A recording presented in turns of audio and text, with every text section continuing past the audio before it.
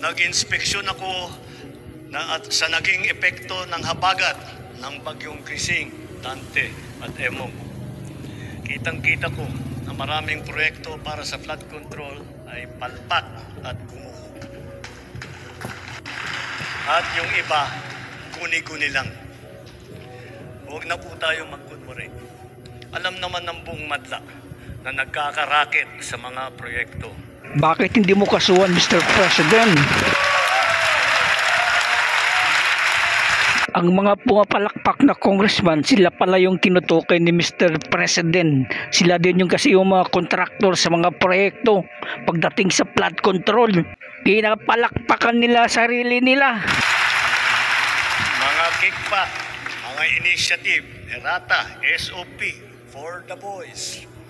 Kaya sa mga nakikipagsabwatan upang kunin ang pondo ng bayan at nakawin ang kinabukasan ng ating mga mamamayan, mahiya naman kayo sa inyong kapwa Pilipino.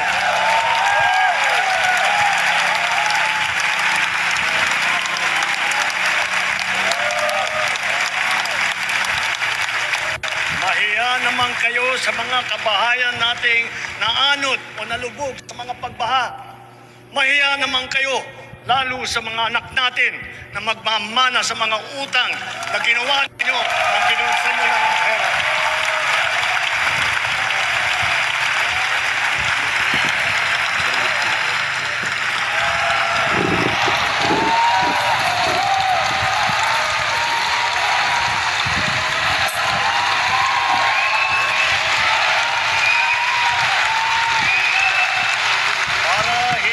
Maulit, so that this will not happen again.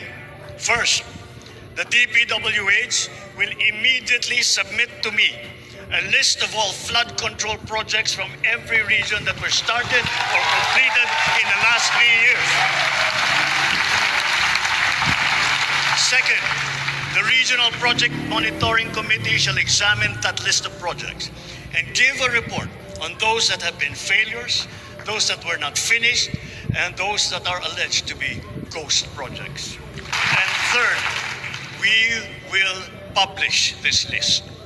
Bakit DPWH, Mr. President, dapat sa COA? Kasi ang Commission on Audit walang sasantuhin, independent sila. Ang DPWH hawak din ng mga kongresista at mga kontraktor. Isa sa publiko natin ang listahang ito. Kaya ang publiko na saksi sa mga proyektong ito ay malayang suriin ang listahan. Aba, kumilis agad ang kanyang mga sekretary. Andyan nagpo-photo-op lang. Baka naman mailang ang mga residente dyan. Ang daming taga-gobyerno ang pumunta dyan para mag-inspeksyon sa flood control. Daming pumalakpak dun sa strong statement ng Pangulo. Mahiya naman kayo sa inyong kapwa Pilipino. Strong statement ng Pangulo regarding flood control projects, di ba?